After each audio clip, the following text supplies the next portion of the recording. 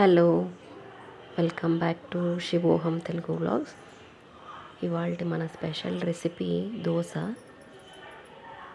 దోశ అంటే నార్మల్ వరిపిండి దోశ కాదండి, జొన్న పిండి దోశ అన్నమాట. జొన్న రొట్టెలు చేద్దామని పిండి పట్టించుకొని వచ్చి చేయడం రాక ఆ పిండిని అలాగే వేస్ట్గా వదిలేయకుండా మనం ఇలాగ దోశలాగా వేసుకోవచ్చు.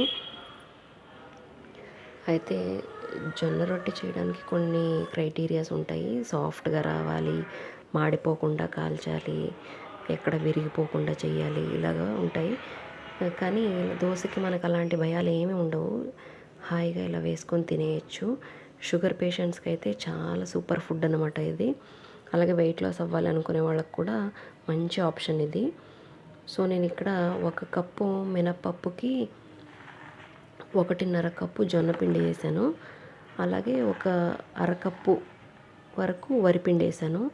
వరిపిండి ఎందుకు వేసానంటే కొంచెం క్రిస్పీగా వస్తాయని ఒక్క దానికోసం వేసాను, లేకుండా కూడా వేసుకోవచ్చు.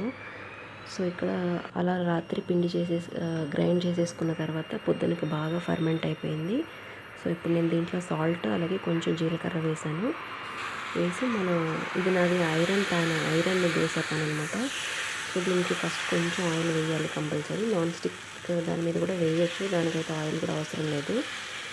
సో ఇలాగ మనం నార్మల్ దోశల్లాగా వేసేసుకోవచ్చు. అసలు అంటుకుపోవడం కానీ మాడిపోవడం కానీ ఇలా ఏమీ ఉండవు. మన నార్మల్ దోశలు ఎంత బాగా వస్తాయి, ఇవి కూడా అంతే బాగా వస్తాయి. ఇన్ఫ్యాక్ట్ నార్మల్ దోశల కంటే చాలా హెల్దీ కూడా ఇవి. ఈజీగా కూడా చేసేసుకోవచ్చు. జొన్న రొట్టెలే తినాలని ఏం లేదు, ఇలా కూడా చేసుకోవచ్చు. ఇలా 1 వీక్ ట్రై చేసి చూడండి. తప్పకుండా వాళ్ళకి షుగర్ కంట్రోల్ అవుతుంది. వెయిట్ లాస్ అవ్వాలనుకునే వాళ్ళకి వెయిట్ కూడా కంట్రోల్లోకి వచ్చేస్తుంది. ఇక్కడ నేనైతే దీన్ని ఇలా సింపుల్గా అల్లం చట్నీతో సర్వ్ చేశాను. మీరు కూడా ట్రై చేసి చెప్పండి ఎలా వచ్చిందో. Thank you for watching.